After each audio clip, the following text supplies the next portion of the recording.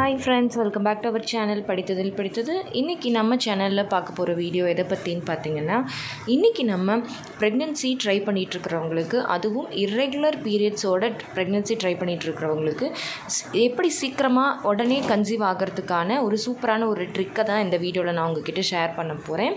ஏன்னா நிறைய பேருக்கு இது ஒரு பெரிய கவலையாகவே இருக்குது. இப்போ பார்த்திங்கன்னா ஒரு 5 பேர் எடுத்துக்கிட்டிங்க அப்படின்னா அதில் 3 பேருக்கு இர்ரெகுலர் பீரியட்ஸ் ப்ராப்ளம் இருக்குது. யாரை கேட்டாலுமே எனக்கு பீரியட்ஸ் இர்ரெகுலர், எனக்கு பீரியட்ஸ் ரெகுலர் இல்லை அப்படி தான் சொல்கிறாங்க.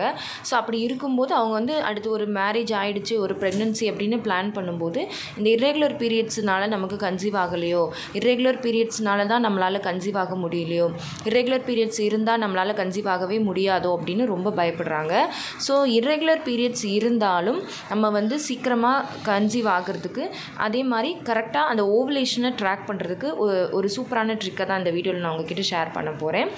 ஏன்னா ஏன் இர்ரெகுலர் பீரியட்ஸ் இருக்கிறவங்களால கன்சீவ் ஆக முடியலை அப்படின்னா, அவங்களுக்கு கருமுட்டை சரியாக என்னைக்கு வெடிக்குது, கரெக்டாக வெடிக்குதா அப்படிங்கிறதுல தான் ப்ராப்ளம்.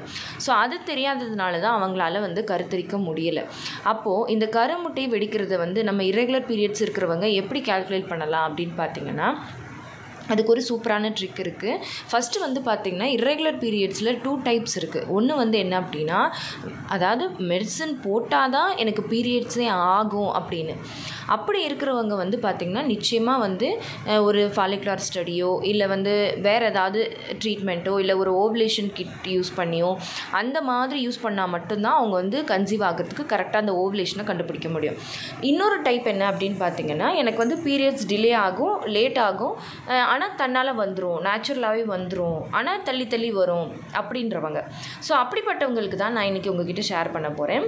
இப்போ பார்த்திங்கன்னா லாஸ்ட்டு 6 months உங்களோட பீரியட் டேட்டை நீங்கள் எடுத்து வச்சுக்கணும். 6 months பீரியட் டேட்டை எடுத்து வச்சுக்கிட்டு அந்த 6 டேட்லேயுமே, அதாவது ரொம்ப சீக்கிரமாக வந்த டேட் எது அப்படிங்கிறத எழுதி வச்சுக்கணும்.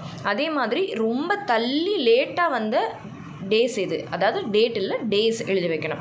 ஃபார் எக்ஸாம்பிளுக்கு சொல்லணும் அப்படின்னா, இந்த 6 மாதத்துலேயுமே உங்களுக்கு ஏதாவது ஒரு மாதம் மட்டும் ஒரு 30-35 நாளில் வந்திருக்கலாம். அப்புறமா பார்த்திங்கன்னா ரொம்ப ஏதாவது ஒரு 2-3 மாதம் மட்டும் பார்த்திங்கன்னா ரொம்ப தள்ளி ஒரு 50 இல்லை 45 நாளில் வந்திருக்கலாம். ஸோ அப்போ அந்த டேட்டை அந்த டேஸை நம்ம எழுதி வைக்கணும்.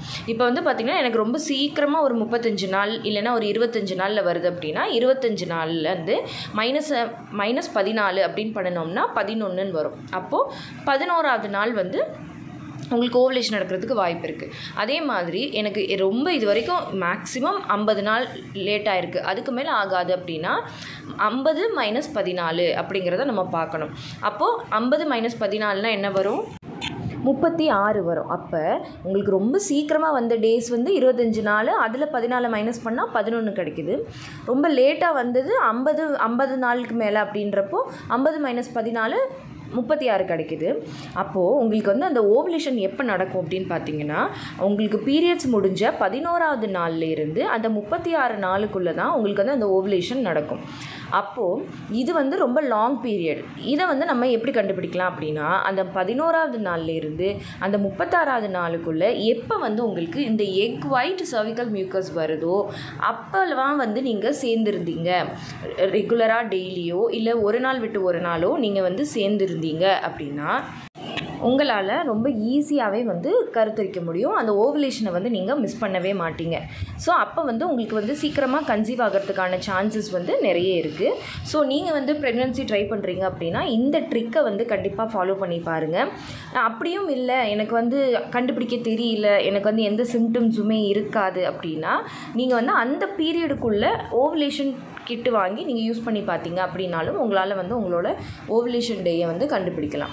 ஓகே ஃப்ரெண்ட்ஸ், இந்த வீடியோ கண்டிப்பாக உங்களுக்கு யூஸ்ஃபுல்லாக இருந்திருக்கும்னு நினைக்கிறேன். இந்த வீடியோ உங்களுக்கு யூஸ்ஃபுல்லாக இருந்திருந்தால் மறக்காமல் லைக் பண்ணுங்கள், கமெண்ட் பண்ணுங்கள். உங்கள் ஃபேமிலி அண்ட் ஃப்ரெண்ட்ஸுக்கும் இந்த வீடியோவை மறக்காமல் ஷேர் பண்ணுங்கள். அப்போ தான் எல்லாருக்குமே ரொம்ப யூஸ்ஃபுல்லாக இருக்கும். அண்ட் நம்ம படித்ததில் பிடித்தது சேனலை இது வரைக்கும் சப்ஸ்கிரைப் பண்ணாமையே பார்த்துட்ருக்கீங்க அப்படின்னா மறக்காமல் சப்ஸ்கிரைப் பண்ணிக்கோங்க.